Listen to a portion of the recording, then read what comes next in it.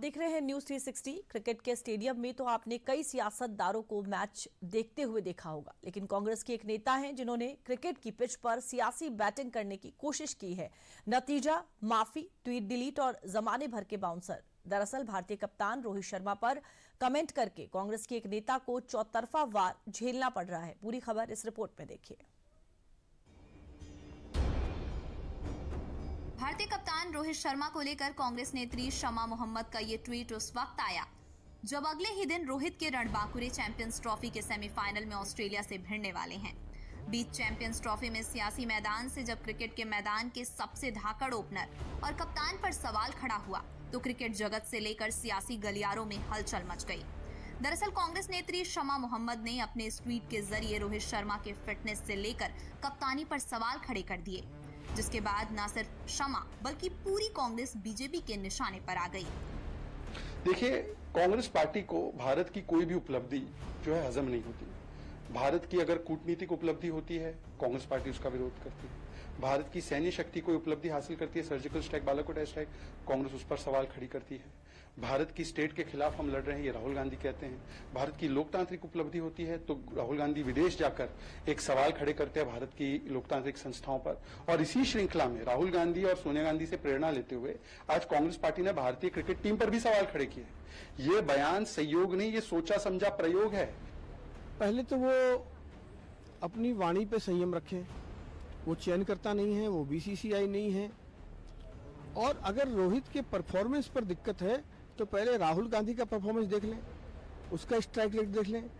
पिछले जो चुनाव हुए हैं हर राज्य में, क्या हरियाणा में हाल हुआ है, क्या महाराष्ट्र में हाल हुआ है, क्या दिल्ली में हाल हुआ है, और यहाँ तक कि जो झारखंड और जम्मू कश्मीर में भी जीते हैं तो उसमें वहाँ कांग्रेस का ही नहीं है। कांग्रेस नेत्री के ट्वीट पर बीसीसीआई सचिव देवजीत सैकिया ने भी कांग्रेस नेता को नसीहत दी। वहीं पूर्व भारतीय क्रिकेटर अतुल वासन से लेकर शिवसेना नेता संजय निरुपम तक ने अपनी नाराजगी जाहिर की है। अतुल वासन ने तो ये तक कह दिया कि शमा मोहम्मद के बयान को गंभीरता से नहीं लिया जाना चाहिए। ये कांग्रेस वालों के दिमाग में भूसा भर गया है। रोहित शर्मा और उनके जैसे जो क्रिकेटर है हमारे देश के हीरो हैं। ये पूरी दुनिया में जाके हिंदुस्तान का तिरंगा लहराते हैं, भारत का मान सम्मान बढ़ाते हैं। ऐसे लोग जो भारत का गौरव बढ़ाते हैं, उनकी बॉडी शेमिंग करना, उनकी फैट शेमिंग करना, उनकी आलोचना करना, उनकी निंदा करना, ये कांग्रेस वालों को ही अच्छा लग सकता है, क्योंकि उनके मन में भारत के सम्मान के प्रति कोई आस्था ही नहीं है, कोई विश्वास ही नहीं। अगर उनको पता ही नहीं है, जिसके बारे में कोई कॉम्पिटेंस नहीं है, वो क्या चीज है, किसके बारे में बात कर रही हैं। वो वर्ल्ड कप विनिंग कैप्टन है, वो अभी आपने वर्ल्ड कप फाइनल एक वो पहुंचाया उसने, अभी चैंपियंस ट्रॉफी के फाइनल में है। तो मतलब देखिए तो सही आप, और आपको पता ही नहीं है। और उनके वैसे तो मुझे लगता है कि ऐसी बातों को सीरियसली लेना नहीं चाहिए।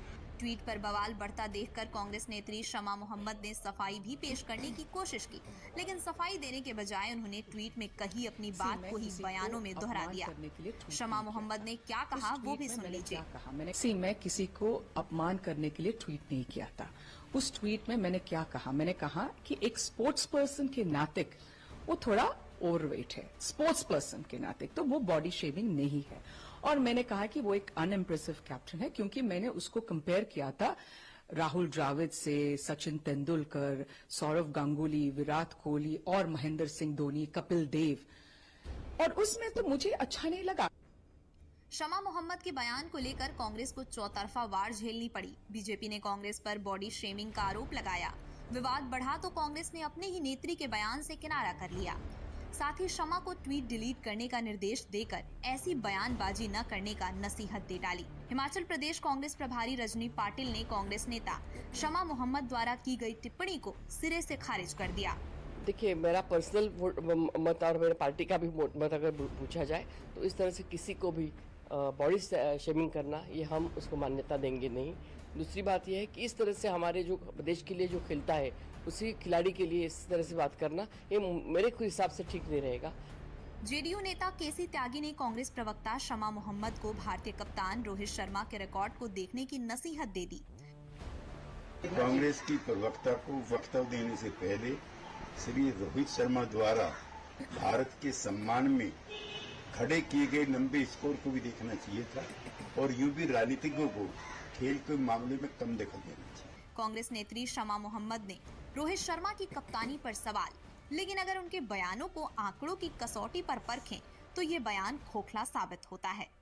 रोहित की कप्तानी में भारत ने आईसीसी टूर्नामेंट में 22 मैच खेले हैं।